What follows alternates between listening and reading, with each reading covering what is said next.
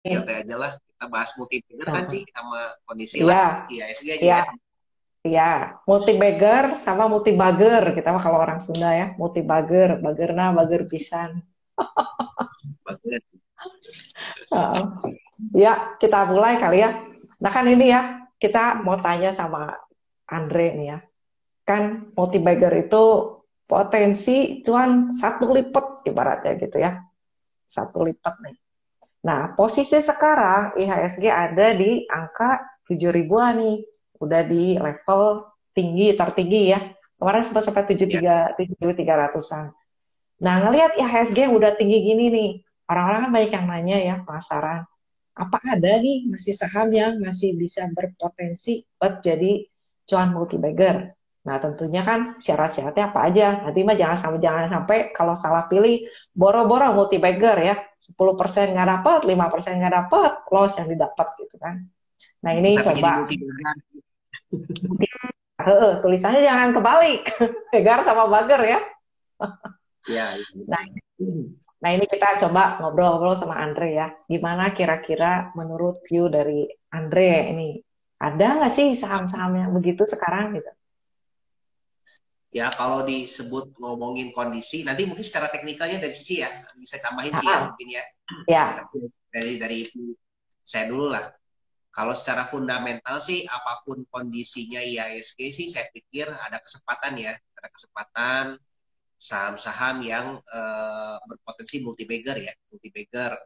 Jadi kalau saya sih fokusnya mencari saham-saham yang mungkin masih belum dilirik oleh banyak orang sih, belum masih ditinggalkan dan mungkin dianggapnya bermasalah sih.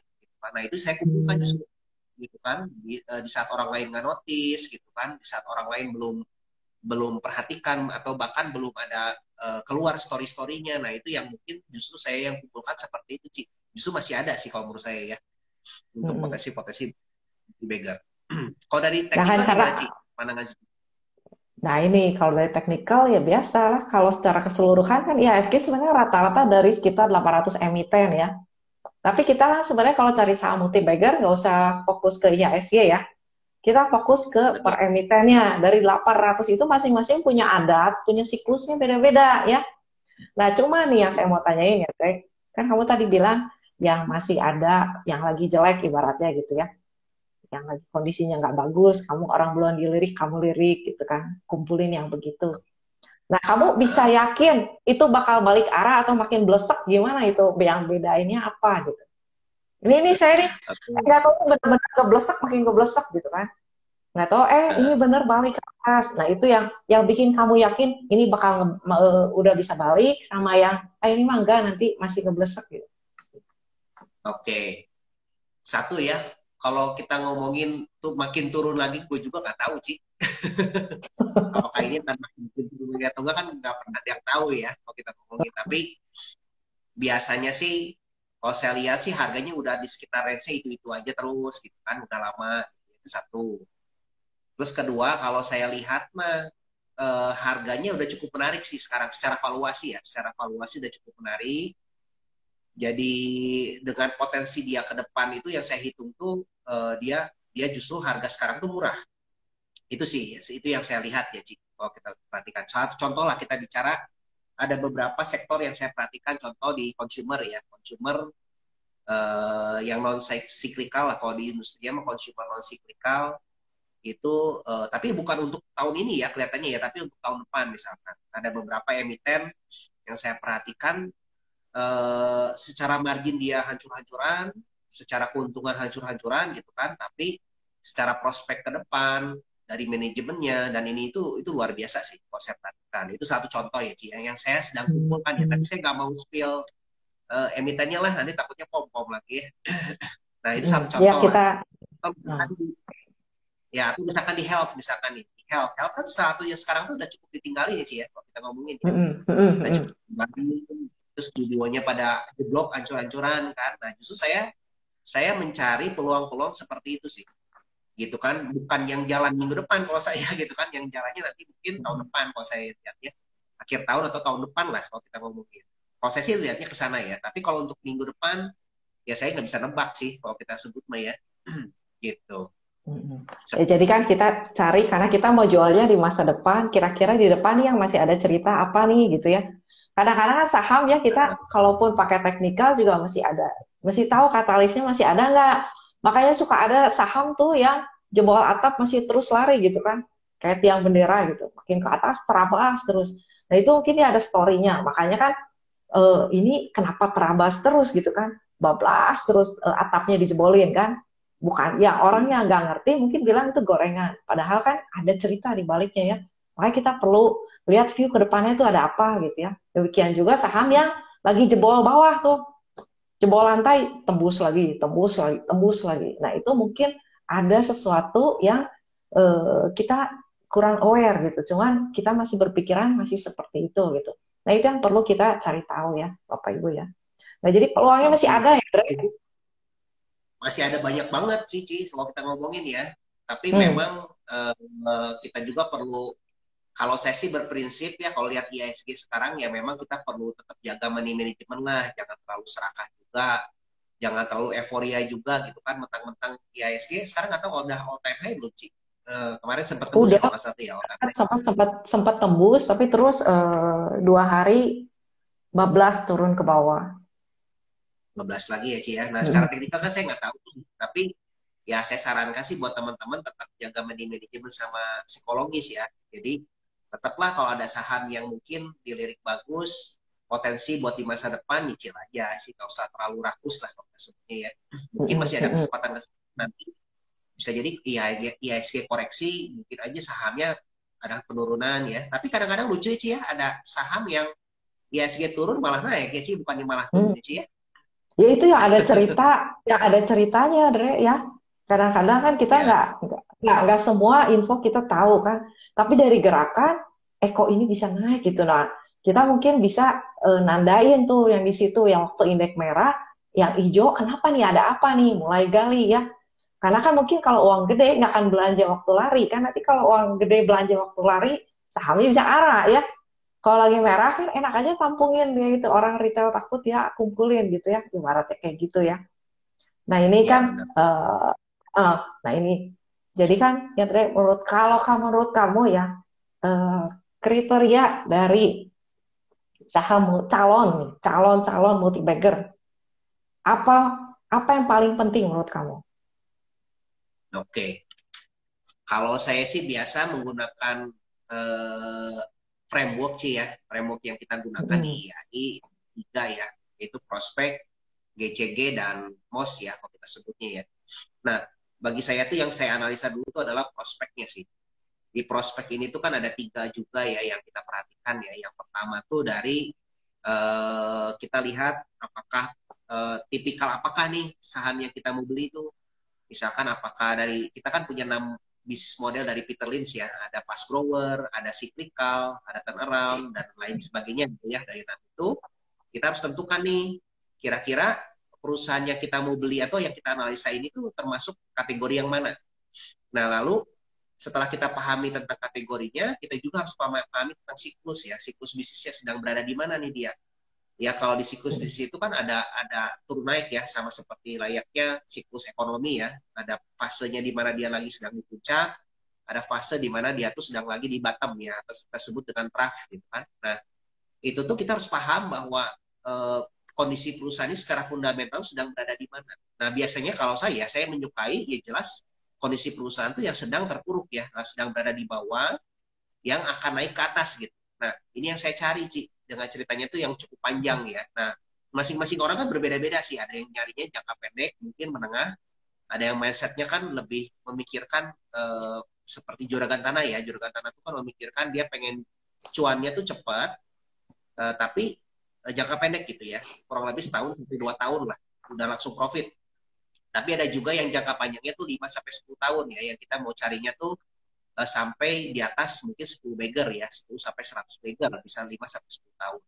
Nah, itu masing-masing bebas. Kalau saya sekarang sedang fokus memilih perusahaan-perusahaan yang saya mau pegang cloud-nya itu untuk jangka panjang. Yang saya harapkan sih bisa sampai 10 sampai 100 bagger ya untuk 5 sampai 10 tahun yang akan datang.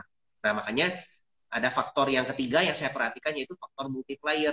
Nah, multiplier ini Itu salah satu yang mungkin istilahnya CBV itu sebutnya adalah monster income ya Ci ya. Ledakan omset, ledakan income yang bisa menyebabkan dia tuh nanti bisa masuk ke fase namanya itu ekspansi.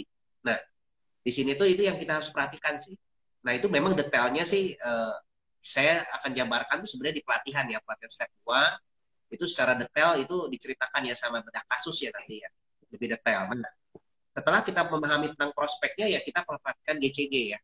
GCG-nya misalkan apakah GCG-nya bagus atau tidak. Nah ini tergantung sih buat teman-teman yang holding jangka pendek, GCG ini bisa jadi nggak terlalu isu yang sangat penting sebenarnya. Tapi kalau bagi saya untuk yang pegangnya misalkan ingin jangka panjang 5-10 tahun, GCG ini harus diperhatikan detail sih.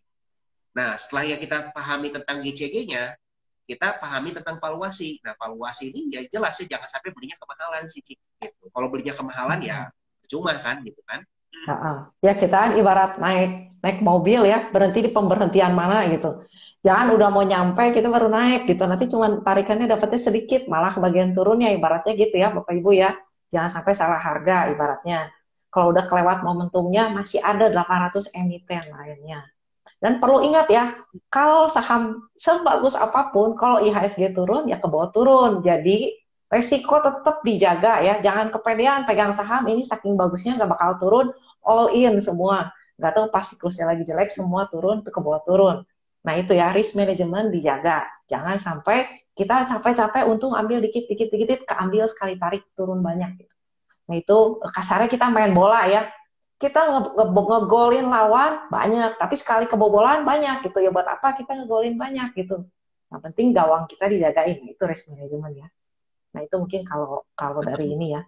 Terus Derek, yang kamu bilang ini ya, biasanya nih kalau yang udah-udah ya, saham yang kamu punya itu calon multi-bagger yang udah pernah jadi multi-bagger aja. Ini kan mungkin banyak yang tanya ya, gimana sih orang bisa dapat untung sampai bagger-bagger gitu, 100%. Nah kalau buat saya juga perjuangan, karena saya kan memang adatnya ada trader ya. Cuma tradernya sekarang udah swing, saya jadi lumayan lah, rada-rada tahan, sabar. Nanti ini gimana kamu ngadepin fluktuasi harga? Apa saham multi-bagger itu tahan goncangan fluktuasi harga nggak sih gitu? Atau udahlah saya mah pede aja gitu. Saya mungkin banyak yang pengen tahu nih, gimana cara nge-hold bisa sampai 1 lipat atau 2 lipat? Terus apa yang perjalanan perjuangan apa yang kamu hadapin gitu? Oke. Perjuangan apa ya? Kalau kita sebutkan untuk mendapatkan multi bagger ini kan cuan di atas 100% ini tuh jelas harus hold ya Ci ya. Nggak mungkin kita sebutnya kan jual beli ya. Kalau pengalaman saya sih memang harus dibeli, ditahan gitu kan. Nah, kadang-kadang memang perjuangan itu yang nggak mudah sih, betul kata Cici tadi gitu ya. Dalam perjalanannya kan harga saham itu turun naik gitu. Kayak kemarin contoh nih IHSG turun gitu kan. Waktu kita ambil contoh CSAP ya. CSAP kan saya pegang beli itu dari 400 perak ya kurang lebih ya. 400 rupiahan lah. Saya beli dari 300 lebih sampai 400 rata-rata ya. Nah 400 itu tuh kan sempat tuh ke bawah sempat ke 600 dulu kalau nggak salah. Secara teknikal atau gimana Cina? Turun gitu kan. Turun itu sempat sampai ke berapa ya? Mungkin 400 lebih ya, 500-an lah kalau nggak salah. 500-an lah ya kalau nggak salah. Nah, itu kan turunnya cukup dalam sih ya. Dari 600 ke 500 itu kan turun hampir berapa persen tuh? 20%-an ya, 20%-an lebih ada gitu kan. Sempat turun naik lagi, sempat turun lagi, bahkan sampai agak turun lagi. Nah, itu sih memang kalau banyak dari saya perhatikan juga banyak yang lain tuh lepas gitu ya. Entah mungkin karena kurangnya ada conviction terhadap perusahaan akhirnya lepas. Nah, tapi saya masih hold sampai detik ini, sampai terakhir kemarin udah di angka sempat tembus ke 900 ya. Udah beggar sih sempat beggar, tapi sekarang turun lagi tuh. Turun di harga 700 berapa ya sekarang ya? 700 sampai 800 ya. 770, 770. 70 ya. Berarti udah sempat beggar, sekarang turun lagi beggarnya Ci. Nah itu orang kan kadang-kadang suka nggak rela itunya ya. Gimana kamu ngahan? Saya masih pede gitu. Nah apa yang bikin conviction kalau dibilang bahasa gaya-gayaannya, keyakinan kamu apa sih gitu? Di ayun-ayun kan orang kan kalau kasarnya gini ya. Kalau udah lihat gambar mah gampang. Saya jual di sini, beli di sini, jual di sini, beli di sini. Udah jadi gambarnya gitu kan. Nah, kalau kamu kenapa bisa yakin tetap stay di dalam gitu? Ya, Oh ya nah ini itu. Bapak Ibu, saham ini disclaimer on, bukan rekomendasi beli atau jual ya.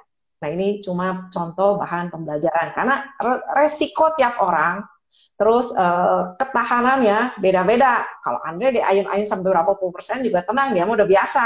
Tapi Bapak Ibu yang nggak biasa, jangan coba-coba niru ya. Nah ini kita belajar dari apa sih yang bikin Andre bisa jadi bagger perjuangannya. Dre, Ya. gimana Dre? Yang bikin kamu tangan digoyang-goyang? Nah, itu Casap kan sempat 100 sampai sekarang udah hampir cuman cuannya mungkin 80-90% lah kita ngomongin ya. Nah, kenapa bisa tahan ya? Karena saya ngelihat perusahaannya, Ci. Saya menganggap Casap ini tuh, saya membeli Casap ini tuh bukan gara-gara saya ingin invest hanya untuk 1 tahun atau 2 tahun gitu. Saya melihat Casap ini tuh saya ingin pegang untuk 5 sampai 10 tahun. Jadi mindset awal saya tuh sudah menentukan bahwa Casap ini bukan kategorinya cyclical sih. Itu yang pertama. Jadi bisnis modelnya tuh dari 6 kategori itu saya perhatikan, oh Casap ini menurut saya ini masuk ke fast growth. Itu yang pertama. Sehingga saya bisa menentukan mindset saya tuh saya ingin tentukan ini untuk berapa lama. Oke, nah berikutnya yang kedua, perhatikan di siklusnya secara siklus, Casap ini tuh sudah sedang berada yang tadinya tuh saya investasi berada di fase craft atau di fasenya siklus bisnis itu lagi sulit ya. Lalu menembus ke fase ekspansi. Jadi artinya tuh saya lihat, saya pelajari perusahaannya secara lebih mendalam dan saya pelajari juga apa namanya itu langkah-langkah perusahaannya ke depan. Oh, Casap ini ternyata dia ruang pertumbuhannya tuh dari tadinya tuh saya pertama kali beli itu dari 30 toko ini akan menjadi sampai 100 toko 10 tahun yang akan datang.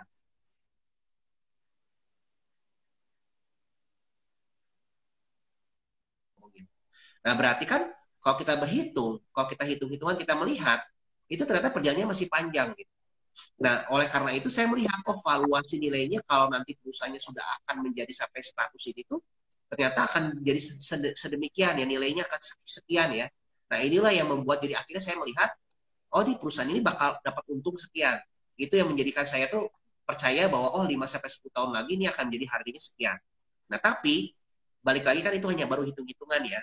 Kita belum lihat juga tentang bagaimana perusahaannya, bagaimana apakah peluang dia ke depan tuh akan bisa berhasil atau tidak. Dan kita juga harus lihat manajemennya. Nah, itu yang dengan melihat seperti itu, saya akan melihat bahwa oh Casap ini saya pede atau tidak. Nah, karena saya melihatnya Casap ini manajemennya bagus gitu ya. Satu contohnya kan Pak Totong ya. Pak Totong ini juga kan pengalamannya di retail bahan bangunan ini kan sudah puluhan tahun. Udah gitu dia juga banyak kerjasama juga dan partnership dengan hulu ya. Satu contohnya kan bisnis keramik Arna. Dia akan pegang ya kalau kita ngomong distribusinya. Lalu kan dia juga ada apa kerjasama juga sama beberapa contohnya dengan Avian ya dengan chat-chat yang lain juga. Ya kalau kita sebutnya apa ya dia menguasai juga dari hulu sampai hilir kalau saya perhatikan gitu kan. Ini yang menariknya sih menurut saya ya. Jadi akhirnya saya pede. Oh ternyata dengan 5 sampai 10 tahun lagi tuh Casap ini tuh akan bisa merajai nggak gitu kan retail bahan bangunan di Indonesia. Nah, dengan hal-hal seperti itu saya akan analisa dan saya akan melihat oh iya ternyata Casap mungkin mudah-mudahan bisa jadi 5 sampai 10 tahun lagi itu akan berkembang sangat hebat. Nah, dari sana saya muncul conviction, Ci. Sehingga saya bisa pegang holdnya lebih lama. Nah, kira-kira seperti itu sih, Ci, gambarannya, Ci. Nah itu ya, jadi view-nya buat ke masa depan. Kira-kira bakal gimana belinya waktu lagi kondisinya jelek, tapi perusahaannya bagus. Nah kurang lebih seperti itu. Nanti jadi kondisinya kalau membaik, ya udah tarikannya udah naik daripada kita beli waktu udah firm, udah jadi, upside-nya lebih terbatas. Nah kurang lebih seperti itu kali ya, Dre. Iya, benar, Ci. Nah itu terus yang penting kalau nge-hold itu mesti yakin ya. Jadi di ayun-ayun juga tahan. Nah terus kalau biasanya nih ini saham kalau lihat ini emang kurang kurang liquid ya, Dre. Nah ini Saham kurang lebih ya. ah, Disclaimer on, Ci. disclaimer on ya. Nah ini Bapak Ibu kalau memang suka saham yang gak liquid dan yakin itu bagus, yang penting tahu resikonya. Ini kalau turun juga bisa ARB terus. Tapi kalau lagi bagus, larinya kenceng karena lotnya tipis-tipis. Ya, jadi apapun yang dibeli, mesti tahu nih, kalau naik gimana, kalau turun gimana. Nah, itu kurang lebih kan. Nah, ini mungkin Dre, kalau boleh nih ya, kita mau tanya lagi. Minta tip dan trik nih. Kalau kita nih masih baru-baru nih ya, kan saya coba mewakili para newbie nih, Bapak Ibu, teman-teman semua yang baru mau mulai mencari saham multibagger. Step pertama apa persiapannya? Oke, step pertama ya. Hmm. Eh, itu memang saya sarankan sih baca buku ya, baca buku, pelajari dulu ya, jangan sampai kita langsung main hajar aja ya. Apalagi kan dengar bisikan orang kan, oh, saham ini bagus gitu kan, atau dengan saya sendiri ya, casap bagus kata Ko Andre, besok langsung main hajar aja, nah itu jangan. Saran saya pelajari dulu, belajar ya, kita mengisi dari leher kepala ke atas ya. Jadi kita belajar dari siapapun banyak, dari YouTube, Instagram, atau influencer-influencer itu banyak sekali yang bagus sekarang ya, yang hebat-hebat ya Ci ya. Bahkan ada yang teman-teman Hmm. juga dari IG juga ini yang berkembang sangat hebat ya Ci ya, di luar ya, Hmm. gitu kan. Nanti kita Kalau di ajak IG live ya, alumni ya, kita tanyain sukses story-nya gimana. Kan itu sama-sama newbie ibaratnya. Dia gimana cara nemuin jati diri. Kan udah beberapa udah dapat backer ya. Nanti kita jadiin iya tamu banyak ya, Dre? banget sih. Iya banyak juga yang berkembang sih sekarang ini Ci. Apa mungkin ada yang bikin Mm-mm. komunitas apa ya, kita juga senang banget ya Ci ya, ikut sama Mm-mm. Ya masuk. komunitas kayak mirip kita ya, udah emitennya, udah ada yang lainnya gitu minimal misi kita buat apa bikin pasar modal di Indonesia lebih maju tuh udah mulai kelihatan ya, Dre? Iya. Nah, jadi teman-teman bisa belajar juga tuh kan, saling sharing. Saya juga banyak belajar ya dari teman-teman alumni juga gitu kan. Nah, dari sana kita bisa minimal kita bisa paham dulu lah, paham, mengetahui gitu kan, mana yang cocok dengan kita. Kadang-kadang kan cara gaya investasi kita pun berbeda-beda ya. Ada caranya saya mungkin fundamental yang mungkin seperti apa juga beda fundamentalnya gitu kan. Ada juga yang Mm-mm. mungkin Mm-mm. kayaknya di teknik fundamental seperti CPV ini teknikal gabung dengan fundamental ya Ci ya. Itu Mm-mm. kan gayanya seperti itu ya Ci ya. Nah, ada juga yang technical trading, ada yang banarmologi, apapun caranya sih sah-sah aja ya. Nah, jadi saran saya sih temukan dulu jati dirinya. Ya, kita juga ada pelatihan sih, kalau mau ikutan juga boleh gitu kan. Nah, yang penting tuh ya Bapak Ibu sekalian bisa belajar dulu, menemukan jati diri dulu, yang cocoknya apa. Nah, baru kita sebutnya tuh kita benar-benar apa ya, karena kayak kita beli itu kita akhirnya paham ya. Karena kita paham dan kita jadi banyak belajar gitu. Biarpun salah, kitanya minus misalkan salah, kita pun bisa belajar dari sana. Gitu. Jangan sampai gini, beli dulu gitu nggak paham apa-apa, rugi, udah kitanya sendiri pun jadi akhirnya down. Nah itu sih yang Mm-mm. menurut saya itu nggak bermanfaat ya. Jadi baiknya sih kita paham juga sambil berjalan, ya kita beli ada kesalahan apa, ya kita bisa pelajari jadi akhirnya. Nah, kira-kira seperti itu sih Ci, saran saya. Tapi kalau dari Cibibi gimana Ci? Kira-kira? Ya kalau saya ya mesti disesuai sama kemampuan keyakinan kita ya baru bisa untung. Kayak Andre kan, kalau latar belakang Andre kan memang di retail kuat banget kan. Kamu memang bisnis aslinya retail, makanya kamu pegang saham retail juga kuat. Karena kamu udah kenal banget gitu di Ayun-Ayun juga nggak perlu makan Antimo, nggak perlu makan Proa ya. Nah kalau Ya yang nggak biasa, mungkin itu kegoyang dikit juga udah mual gitu kan. Langsung matiin laptop, healing gitu kan. Apalagi kalau belinya udah full, ada full semua. Nah itu ya, kalau Andre kan memang backgroundnya bisnismen di bidang retail. Jadi dia kalau di retail udah kurang lebih, ini mah udah sehari-hari gitu kan. Nah itu jadi Bapak Ibu kurang lebih di seperti itu ya. Dulu saya pernah dengar juga, Dre, nasabah teman saya, dia cuma bisa trading saham properti konstruksi. Karena apa? Dia toko besi katanya. Dia jadi kalau lagi oh, rame ya dia transaksinya itu. Kalau lagi sepi ya udah nggak transaksi dulu. Dia cuma ya, nyaman sama saham yang emang bisnisnya nyambung sama dia gitu. Nah itu tahu mungkin itu ya. jadi digoyang-goyang dia udah tahu ya kayak anggap aja dagang toko gitu kan ya. Nah itu mungkin Betul. Bapak Ibu, nah coba cari tahu. Mungkin nggak perlu semuanya bisa lah, tapi cukup beberapa yang kita kuasain kali gitu ya, Dre. Iya benar sih. Nggak perlu Nah harus itu. semuanya kita dapat untung Ci di bursa Ci. Ah, Kadang-kadang orang tuh ah. gitu ya. ini naik, tergoda ingin naik, FOMO ngejar, Ci. Heeh. Jadi itu juga karena, waduh yang lain ikut cuan, masa sih gua nggak cuan? Nah itu yang kesalahan saya pertama dulu kayak gitu, Ci. Ikut-ikutan orang lain, nggak tahu ngerti dalam tentang sahamnya apa, takut ketinggalan kereta, Ci. Intinya Terus seperti itu. apalagi lihat postingan orang ya, cuan beggar, cuan ini, cuan itu. Wah, kita belum dapat apa-apa gitu. Wah, beli apa nih gitu kan. Nah, Betul. itu kan kadang-kadang medsos itu cuma sebagian ya. Cara cerita keseluruhannya kita nggak tahu, yang tahu diri kita sendiri. Ya kalau nggak tahan lihat godaan kayak begitu, nggak usah lihat, kita baca buku aja. Kita nonton YouTube yang bagus, nambah sesuatu buat kita, gitu, yang bermanfaat buat diri kita sendiri gitu ya. Nah itu kali ya. Betul. Nah, nah terus ini ada beberapa pertanyaan kali ya. Ini yang kalau yang multi-bagger, nah ini nanti mungkin proses ya. Memang nggak mudah, kasarnya kan orang nggak rugi aja itu udah bagus kalau buat di awal kan. Karena kan menurut survei kalau lagi siklusnya jelek, buka rekening itu rugi kan, banyak kan nasabah itu. Nah boro-boro pengen cuan beggar gitu kan. Nah jadi jangan pengen belajar seminggu langsung bisa ya, Bapak Ibu. Ini memerlukan waktu dan trial and error sampai benar-benar kita yakin dan itu ngegulung tuh ya terus gitu ya. Nah ini mungkin ya Dre, Dua saya tahun bacain ya. pertama Uh, kali uh, saya invest 2 tahun nggak ada cuan sama sekali, Ci. Boncos, Ci. uh, Untung uh, itu keambil habis. lagi. Ya kamu Duit ibaratnya seambil. kamu kayak ngegolin banyak ke lawan tapi kebobolan terus gitu ya. Kadang-kadang kan bawahnya tuh nggak dijagain. Ya kayak orang kan gini ya.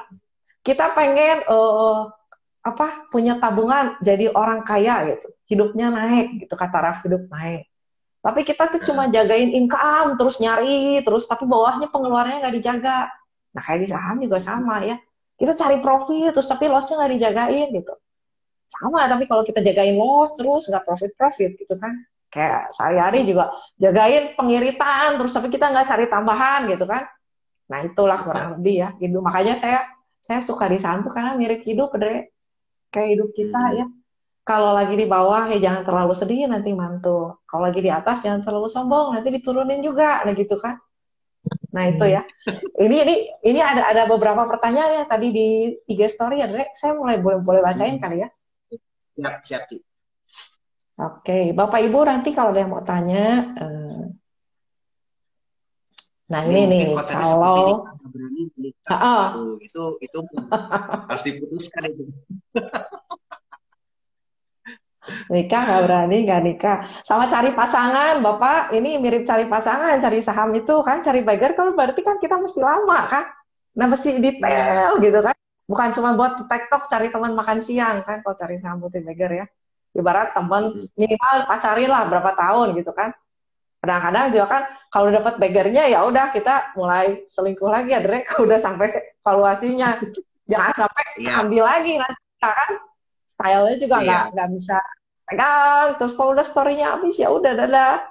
Jangan Iya. setia sama paham, Terlalu setia sama fanatik itu. pasangan ya Dre. Ya, jangan terlalu fanatik ya kalau tersebut ya. Kalau udah untung besar, apalagi siklikal, Ci. Udah saatnya Ah itu. take profit. Kadang-kadang Nah greedy, itu ya. jadi kan udah naik tuh pengennya naik lagi, Ci. Bukannya naik malah turun ya.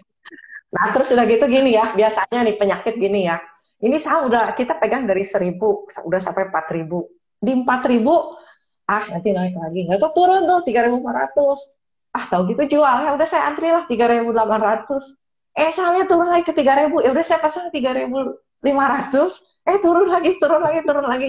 Nah itu jangan sampai ya Bapak Ibu. Jadi itu kalau dulu bilangnya beli capcay tumpah gitu, keambil udah dapat makanan enak tumpah. Nah ini ada pertanyaan nih dari ini ya, Pak As di IG story-nya Andre ya. Dari Pak Asyamsu, menurut Pak Andre, berapa lama limit piutang usaha suatu perusahaan? Tuh, limit piutang perusahaan ya. Itu bisa Hmm. bermacam-macam sih. Jadi nggak bisa kita tentukan apakah piutang ini misalkan 30 hari atau 60 hari itu bagus atau jelek ya.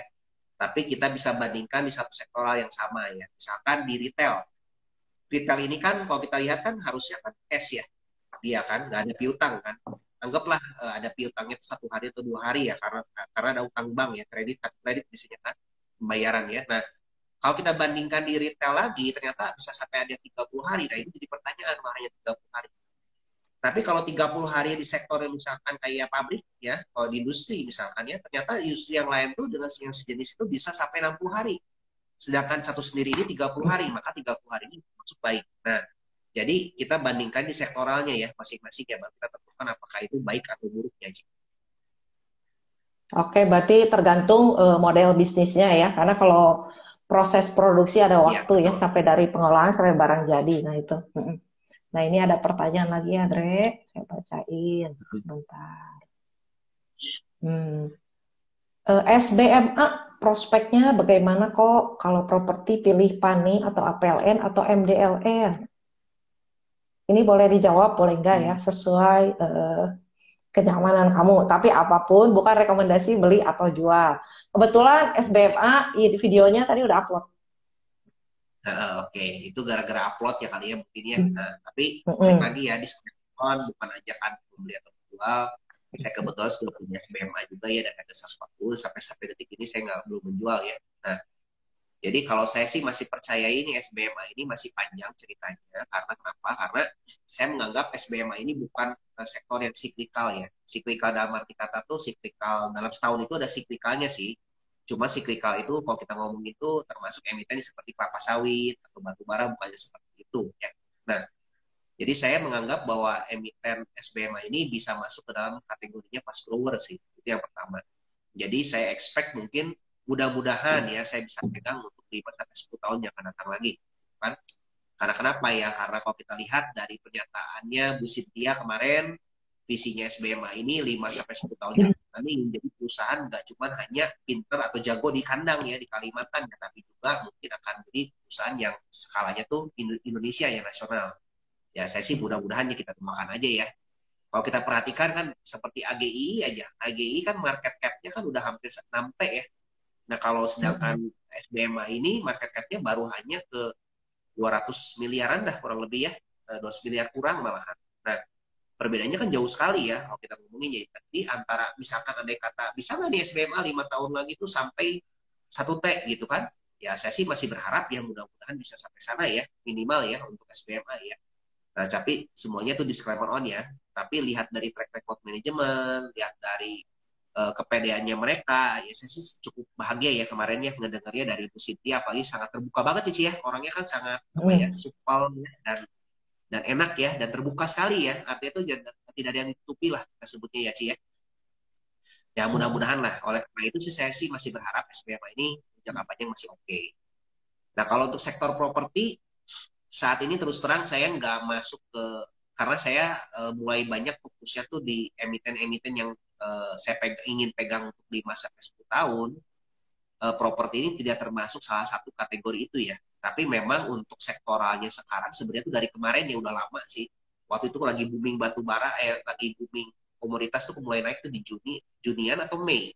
Saya udah ngomong bahwa yang berikutnya tuh sebenarnya tuh yang menarik di emiten siklika ini mungkin bisa jadi di properti ataupun di konstruksi. Nah sekarang kan mulai mulai jalan nih kayaknya sih ya, mulai apa namanya tuh hot ya, mulai ini gitu kan, dari mulai yang industrial land-nya gitu kan, yang ada punya industrial land-nya seperti BES mungkin atau enggak yang lain-lainnya gitu kan, atau masuk yang ke sektor-sektor properti yang lainnya, terutama konstruksi ya ada berita IKN. Tapi terus terang saya sendiri pribadi saya udah banyak karena saya mungkin dalam perjalanannya investasi saya juga kan uang semakin besar ya satu. Terus kedua juga gaya saya juga banyak dipengaruhi oleh salah satu itu adalah Modis Pabrai ya dan yang ingin pegang untuk jangka panjang yaitu 100 Beggars ya. Jadi saya lebih banyak fokus ke yang MPT seperti itu sih, gitu Ci, kurang lebihnya ya. Jadi saya nggak memilih tiga-tiganya sih. Nah kalau Pani saya nggak tahu tuh Pani itu nggak tahu properti atau bukan, kayaknya sih bukan ya, bukan properti ya Ci. Properti katanya properti itu. Properti ya, oke. Nah saya belum pernah pelajari, tapi tiga-tiganya sih saya sih saat ini nggak milih ya, tapi mungkin kalau untuk jangka pendek sepertinya itu lebih paham CPV nih secara teknikal gitu. Apakah oke nggak tuh Ci? Ya, kalau lihat teknikal, properti udah mulai naik tuh. Kalau mau nonton videonya udah ada juga di IAI itu, kemarin saya bahas sama analis Panin ya tentang konstruksi sama properti.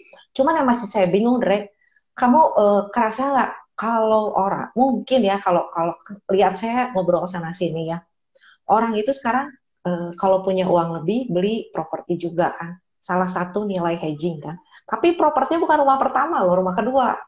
Nah, itu mungkin kita bisa cari lihat penjualan rumah kedua itu kayak gimana pasarnya. Karena kalau saya lihat ya, itu agen-agen properti makin lama makin banyak tuh.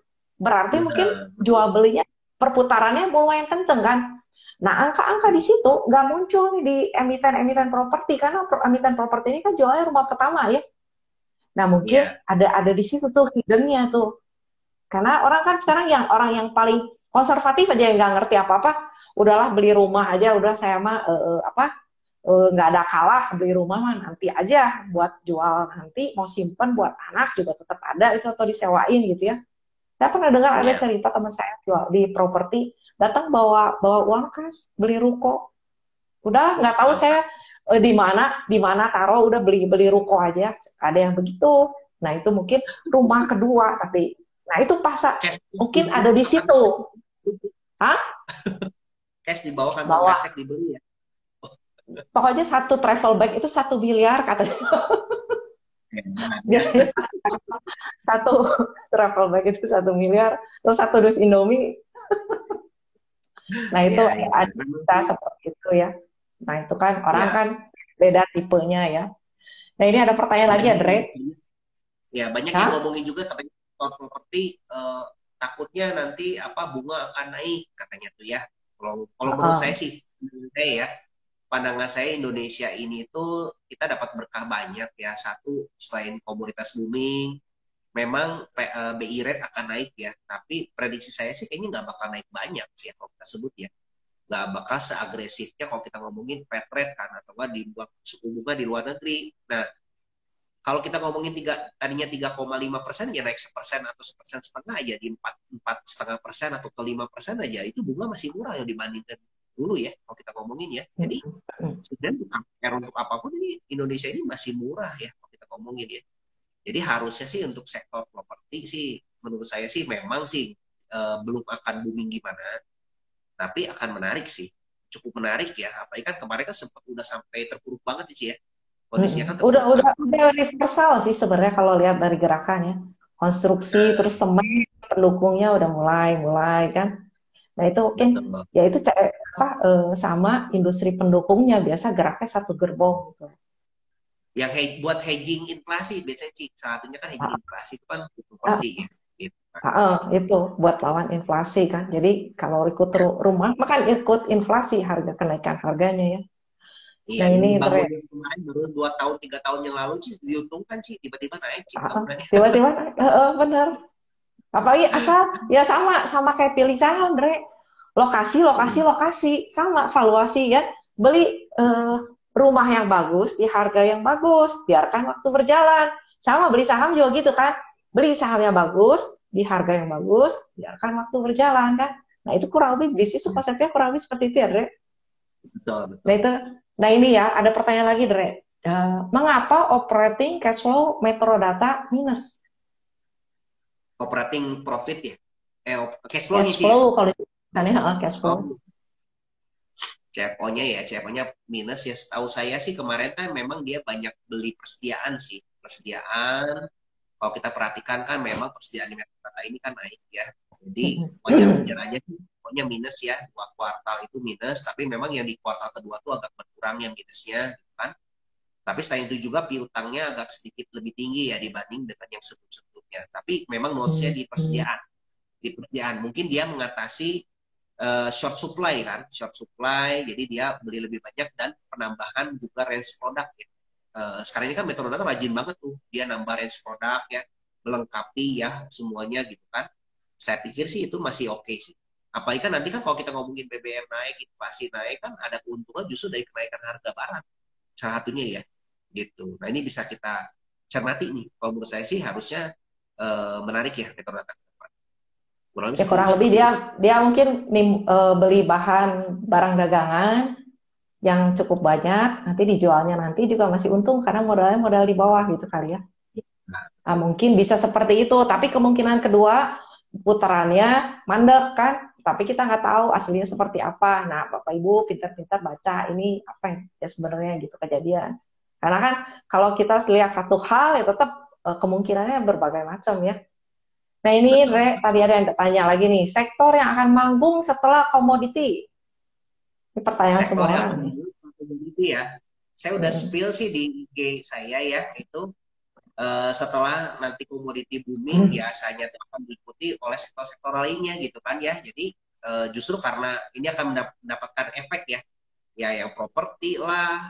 Kalau ngomongin sektor-sektor seperti consumer juga akan booming lah, retail juga akan booming lah. Ya hampir semua sih ya kalau kita ngomongin hampir akan booming ya. Gitu kalau kita sebutnya ya, karena kan jelas kan komoditas ini banyak orang yang terdampak juga kan dari mulai yang tadinya dari mungkin sekitar perkebunan tadi nyambung ke industrinya yang lain, semua ini akan terdampak. Jadi menurut saya sih pandangan saya sih harusnya sektor-sektor yang lain ikut terdampak juga sih. Tapi yang menarik nih, kalau menurut saya yang menarik ya, yang menarik itu yang kita bisa perhatikan tuh saat itu adalah kalau untuk jangka panjang ya, consumer ya, bank itu masih oke. Kalau menurut saya ya buat jangka panjang. Bank itu salah satu yang susah rugi ya sebenarnya ya. Kalau BI Betul. rate naik, dia duitnya, apalagi yang punya dana pihak ketiganya kuat, duitnya malah nambah profitnya ya. Kalau turun, dia tinggal pass on. Naik, tinggal pass on. Gitu. Pokoknya susah rugi lah kalau bank yang bagus ya. Nah itu, Betul. Dre ada pertanyaan lagi nih. Bagaimana pandangannya kepada CSAP dan ASA mengingat rasio utang? Oke, utang ya. Nah, memang CASAP ini perlu di notes ya karena utangnya kan cukup besar ya. Tapi kemarin dia lagi bagus tuh cari rate-nya ke BCA Pinter tuh dia bunganya murah 7,5% kalau nggak salah tuh dapat rate-nya murah banget tuh kredit. Dia makanya pindahin ke BCA semua ya. Nah, tapi apakah efeknya? Ya menurut saya sih harusnya BI rate di Indonesia ini naiknya nggak terlalu besar ya seperti tadi saya bilang ya. Jadi harusnya sih nggak terlalu berpengaruh banyak ya terhadap labanya nanti gitu ya. Mudah-mudahan seperti itu ya. Nah, begitupun dengan ASA ya. Cuman yang perlu diperhatikan di ASA ini karena faktornya sektor transportasi, justru saya memperhatikan dampak kenaikan BBM ya. Dampak kenaikan BBM ini yang kita perlu harus perhatikan apakah di Q3 terutama di Q3 ini seperti apa nih ASA. Kalau kita berpandangan short term ya, short term. Tapi kalau untuk berpandangan long term ya nggak usah terlalu dirisaukan lah, saya pikir ya. Tapi kalau kita yang buat short term, mungkin aja ASA ini di Q3 ini masih kurang baik sih performance-nya ya.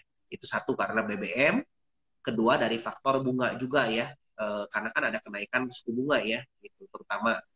Nah, kalau saya sih pikir sana. Belum lagi kemarin-kemarin ini kan sempat booming e-commerce itu kan per paketnya itu kan banyak tuh. Nah, sekarang-sekarang ini kan karena BBM naik, daya beli akhirnya mulai agak berkurang ya. Mungkin per paketnya akan turun dulu sih.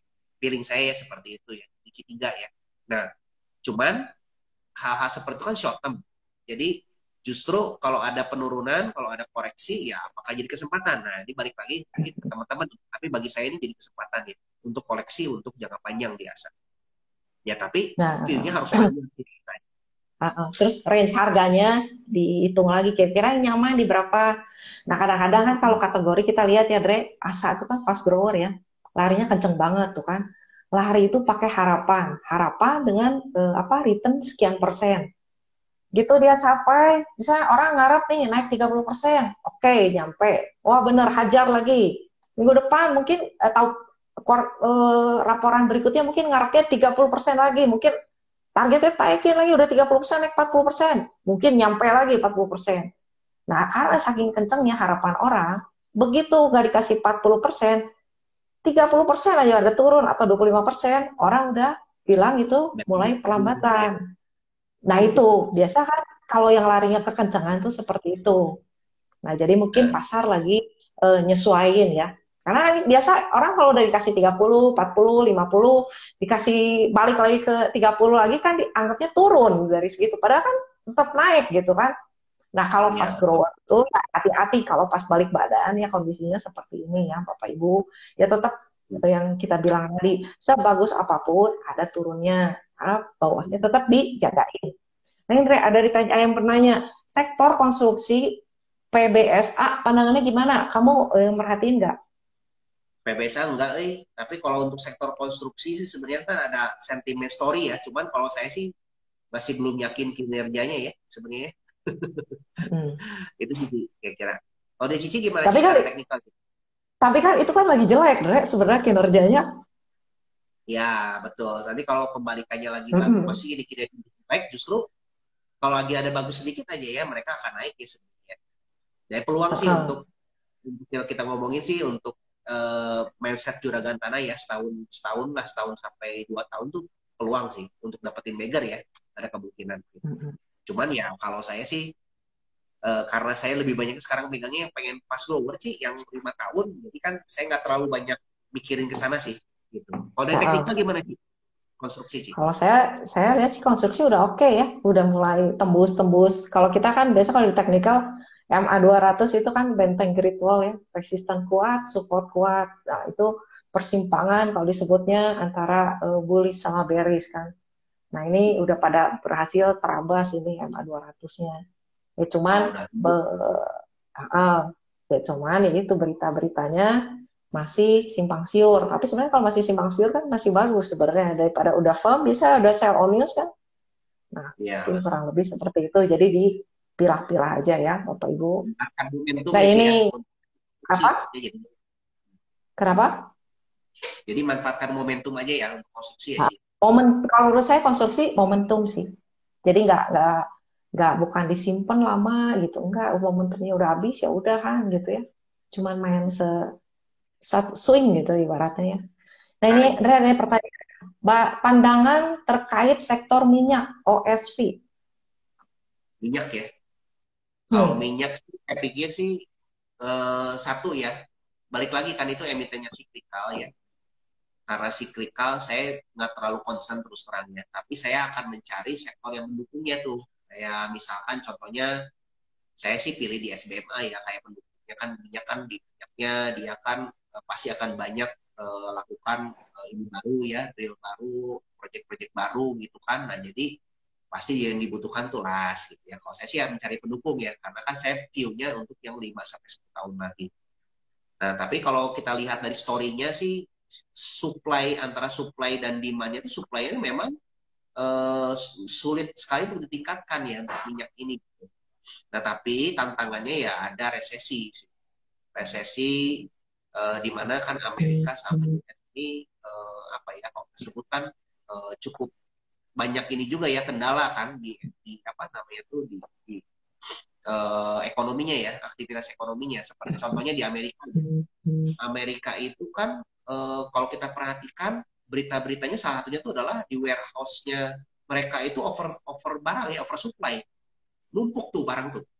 Gudangnya Amazon sampai wah penuh banget katanya tuh ya. Ya sampai ibaratnya tuh nyari gudang-gudang tuh sulit. Ya, semua barang tuh penuh gitu kan. Nah, artinya apa tuh? Artinya kan aktivitas ekonominya atau PMI-nya yang saya khawatirkan akan menurun. Kan mulai kelihatan tuh PMI-nya nurun. Nah, bulan depan kita lihat nih apakah makin turun lagi atau enggak gitu kan. Nah, terus barang-barang ini kan akhirnya kan membuat jadi pabrikan yang tadinya mau produksi itu kan di stop juga.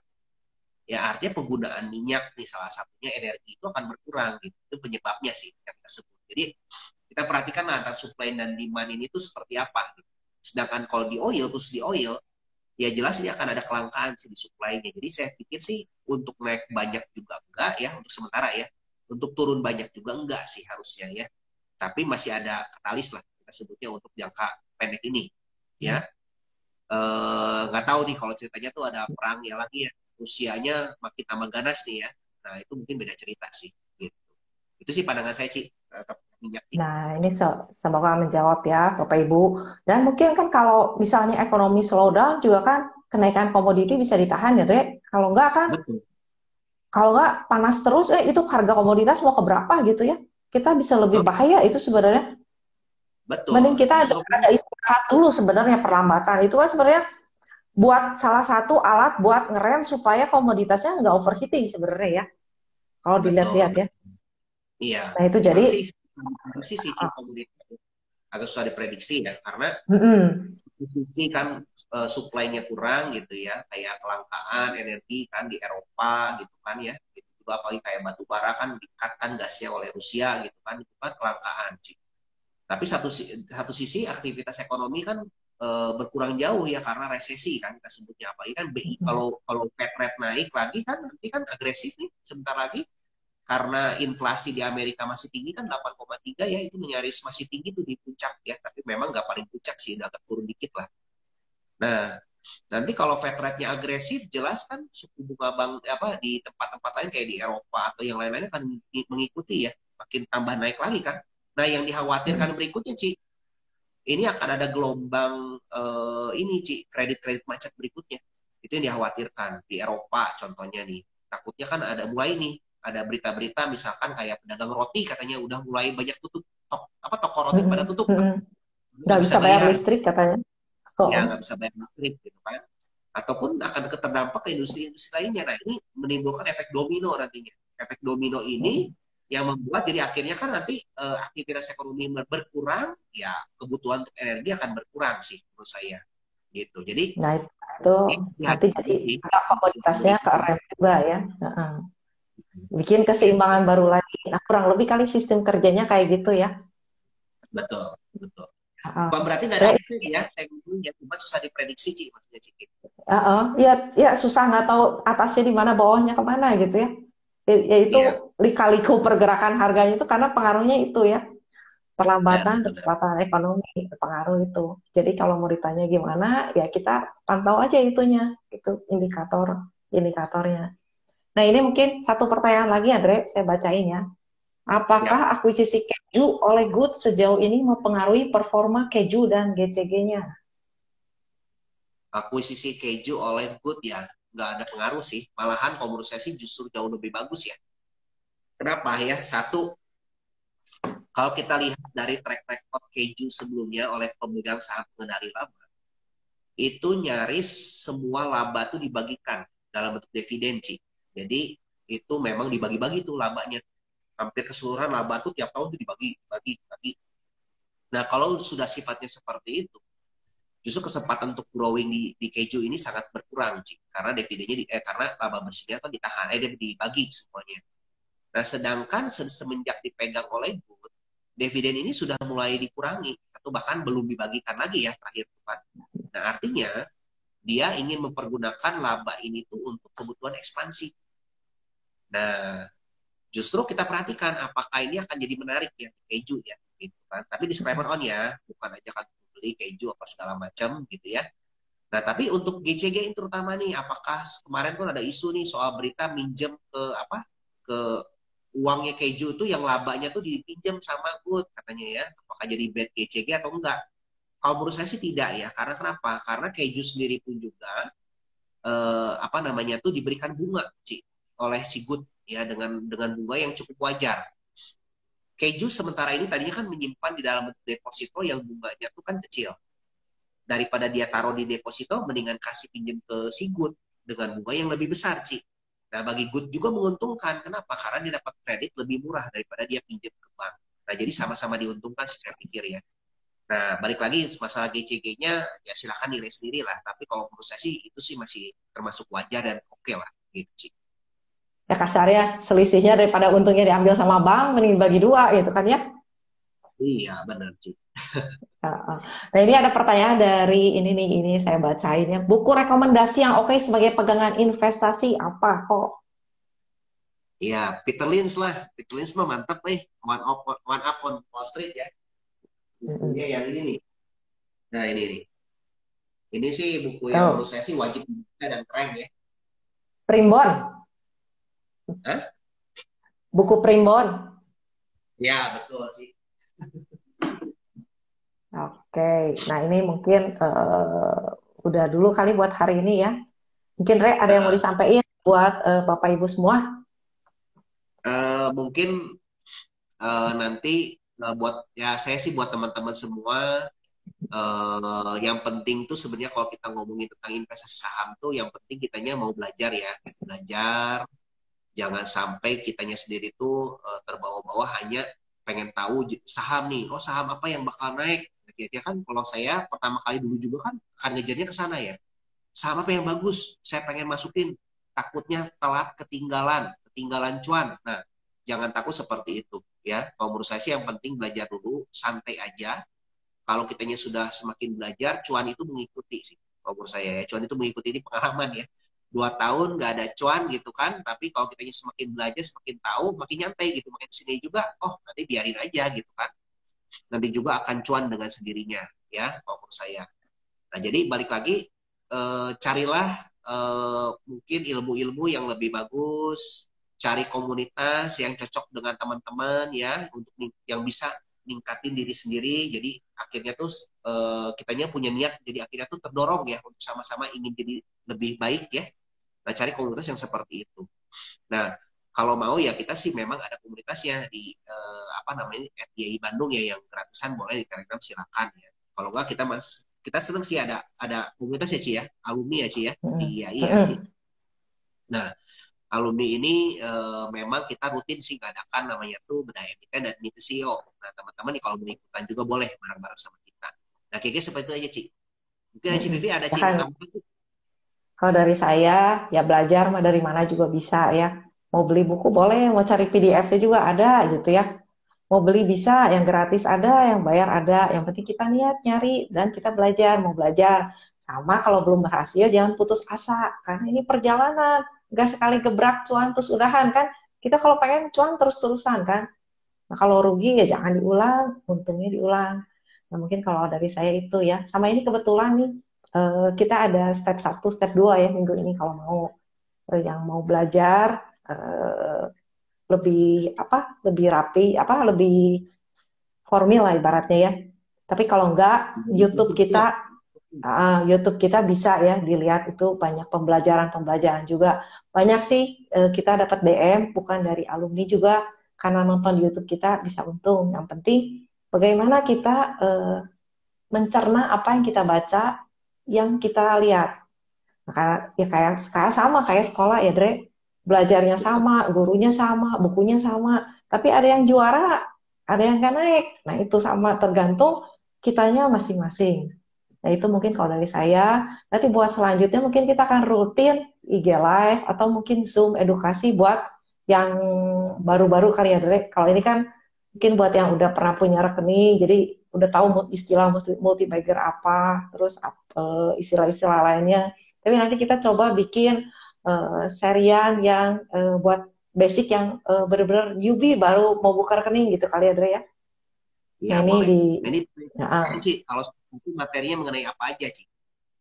nah, materi cara buka rekening saham, cara analisa ada berapa macam aja. Nah, Step terus satu Ci. step-stepnya. Nah, nanti Heeh.